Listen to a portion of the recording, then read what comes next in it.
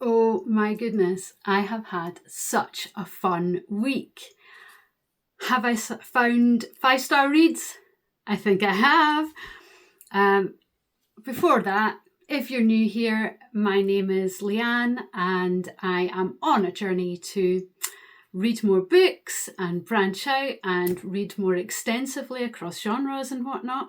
So a warm welcome to my channel. This week, as the title suggests, I have had a deep dive into apocalyptic tales. So this came about because I was in a bookstore recently and I was in for something completely different, but I saw a book in the corner on the back shelf facing out and it called to me, and I'm sure most of you will understand exactly what that feels like. Yes, this book called to me. I thought, that looks amazing just from the cover. I need to know what that's about. And the blurb is really short, actually, this first book that I read this week. And it doesn't tell you that much about what the story's about. But needless to say, I bought it anyway. And I wasn't actually going to read that for this week, but my son suggested that my theme for this week should be the apocalypse and apocalyptic tales.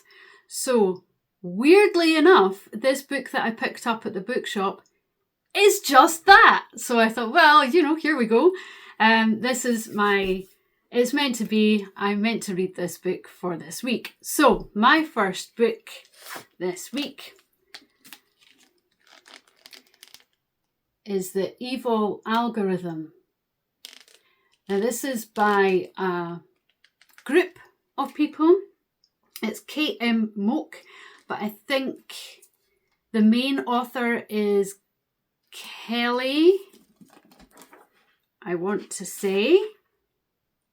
Townley, and then the other creative people that work alongside her was Mark Warwick and Oliver Hurst.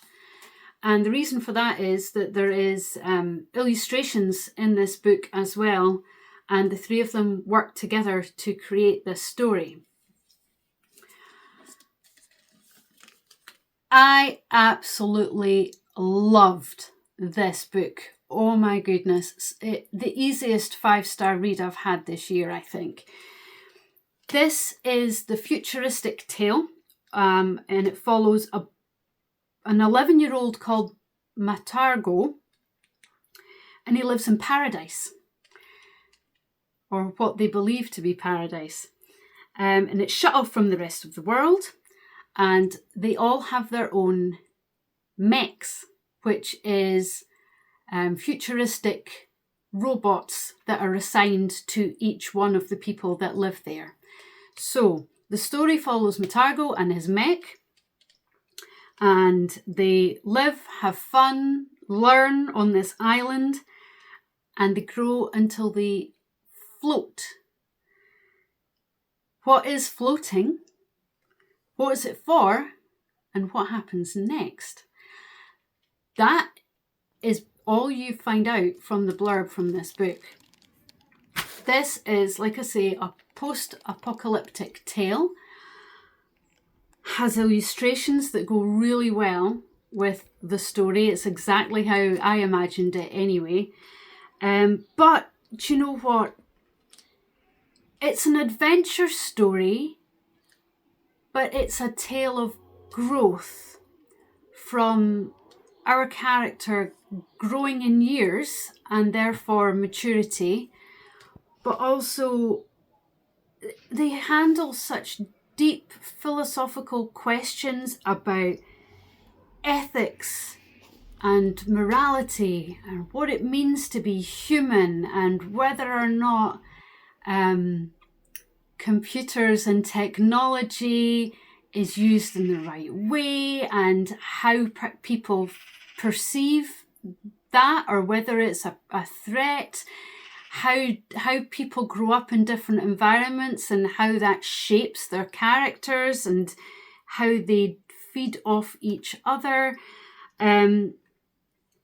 I think this was an expertly woven tale and a gripping adventure story, and I loved every minute of it. And as you can see, it's a substantial size. How many pages are we? Almost 400 pages, so it's not a short book.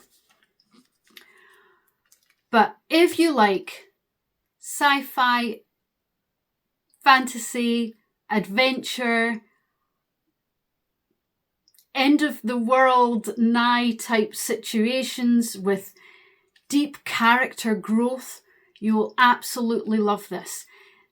These three people that brought this together, I hands down, well done to them is what I say, because I could not put this down. I absolutely loved it.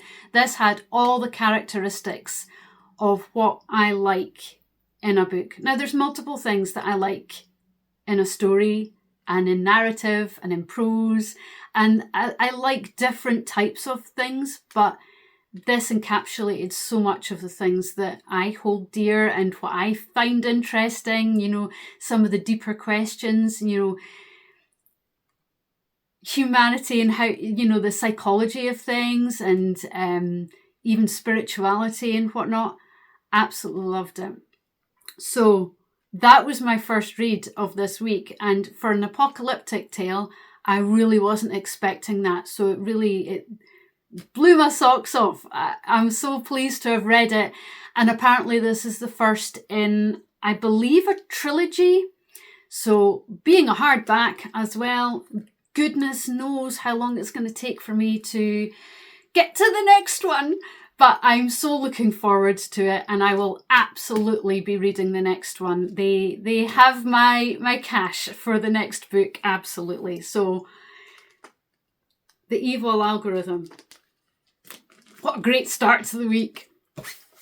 So following on from that, actually, I didn't have any other apocalyptic books. So as my son was the one to suggest the theme for the week, I went back to him and I says, right, so what should I read now? Do you have any ideas about what I should read? And he said to me, I think now you should read something with romance and the apocalypse, because that's the type of thing that you quite like, Mum. I'm like, all right, okay. So I went and I did a bit of a search, and a few different things came up, and then he pinpointed what I should read. So I didn't really even read the blurb. I just bought it and thought, grand, that is what I'm reading, because it's my son's choice this week. So my second book of the week is The Cafe at the End of the World by Helen, Comerford. Come for the cinnamon rolls and stay for the apocalypse is the tagline at the bottom of this book. And just look at it. I'm such a girl sometimes. I love a good cover, and this does draw me in. As you can see from the back, it's very like YA type style of an age band, I would say. But yeah, I went into this. So this book is about Death's daughter. Death has a daughter, and she goes to school, and she helps to run the family cafe, because Death is in retirement apparently, and the whole family run a cafe and live a very cosy, lovely life, which is exactly what this girl wants to do, is to just be normal. And anytime that her dad comes to her to provide her with information about what his role was and what might be expected for herself in terms of magical abilities or what might happen in the future, she shuns this very much because she doesn't want to know about it. She wants to be a normal human and live a normal life. So that is what she does very happily, up until the point where a boy of her own age, I think late teens, 18, stumbles into the cafe and literally shakes up her life. So, hence begins the stirrings of feelings, little romance that grows throughout the story, and tied in with that, the possible destruction of the earth and the coming of the next apocalypse, death, mayhem, and everything else. So our poor little protagonist wants to not be involved in that, but is dragged into it regardless. That does sound quite heavy and strange for these two things to mix, but I tell you what, Helen does a really good job of this. I loved it. Absolutely loved it. It was so easy to read. The prose just glides along and the characters are great. The storyline was great. The pacing was great. It was such a cozy, comfortable read, regardless of the imminent danger and the evil that presents itself, etc. She does a really good job of balancing those themes out, and was such a satisfying read. Absolutely loved it. Who would have thought a week where I choose to do the apocalypse, I come across two amazing books that I have such a good time with. Honestly, I absolutely adored both of these books this week and could not suggest them highly enough. I had an amazing reading week this week, and I'm so glad that my son suggested the apocalypse, strangely.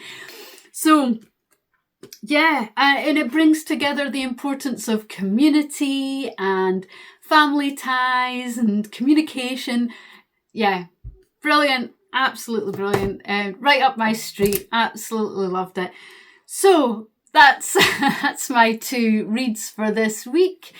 I hope you found that interesting. Have you read these yourself? Please do let me know what you thought. I'm always open to comments, recommendations as well, guys. If you've read these, please do let me know what you think, because I would love to strike up a conversation with you about them. Again, hope you're having an amazing week yourselves. Happiness, health, and loveliness to every single one of you, and hopefully see you again next week. Take care and love you all.